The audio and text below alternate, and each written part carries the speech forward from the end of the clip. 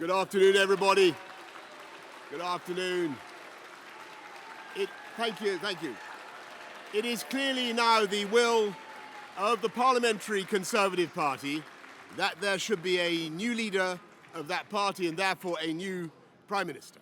And I've agreed with Sir Graham Brady, the chairman of our backbench MPs, that the process of choosing that new leader should begin now. And the timetable will be announced next week. And I've today appointed a cabinet to serve, as I will, until a new leader is in place.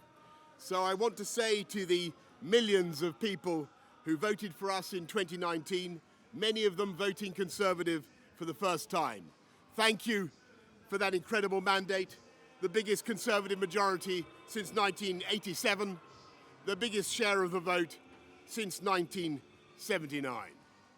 And the reason I have fought so hard in the last few days to continue to deliver that mandate in person was not just because I wanted to do so, but because I felt it was my job, my duty, my obligation to you to continue to do what we promised in 2019.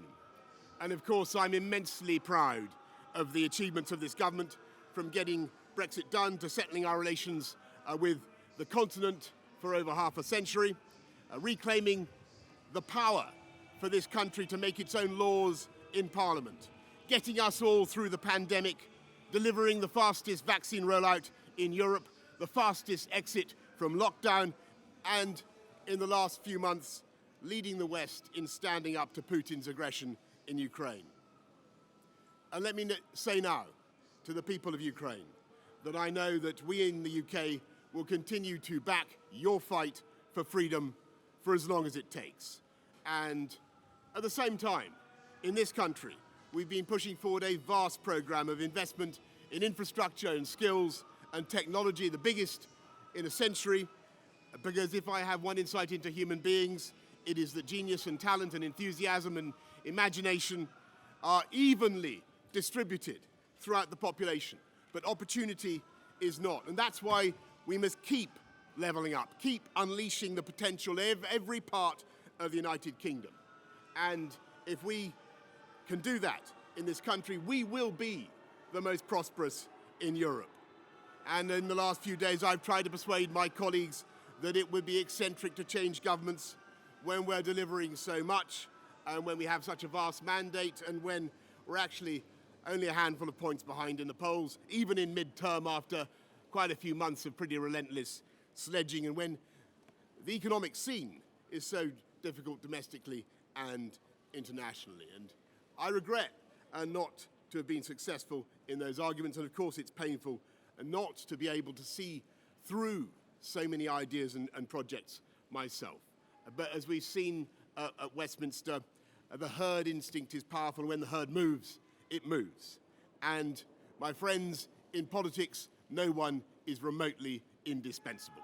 And our brilliant and Darwinian system will produce another leader equally committed to taking this country forward through tough times, not just helping families to get through it, but changing and improving the way we do things, cutting burdens on businesses and families, and yes, cutting taxes, because that is the way to generate the growth and the income we need to pay for great public services. And to that new leader, I say, whoever he or she may be, I say I will give you as much support as I can. And to you, the British public, I know that there will be many people who are relieved, and perhaps quite a few who will also be disappointed. And I want you to know how sad I am to be giving up the best job in the world. But them's the breaks. I want to thank Carrie and our children and all the members of my family who have had to put up with so much for so long.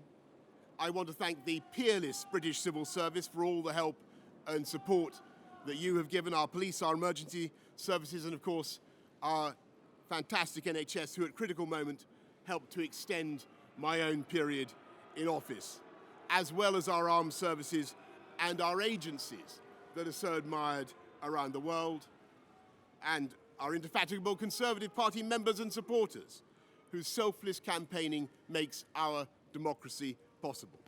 I want to thank the wonderful staff here at Chequers, here at Number 10, and of course at Chequers, and our fantastic prop force detectives, the one group, by the way, who never leak.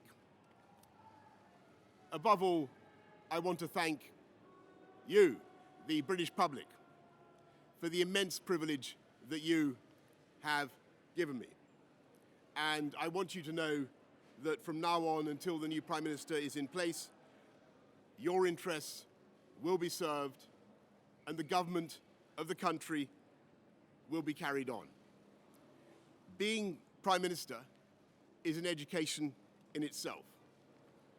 I've travelled to every part of the United Kingdom, and in addition to the beauty of our natural world, I've found so many people possessed of such boundless British originality and so willing to tackle old problems in new ways that I know that even if things can sometimes seem dark now, our future together is golden.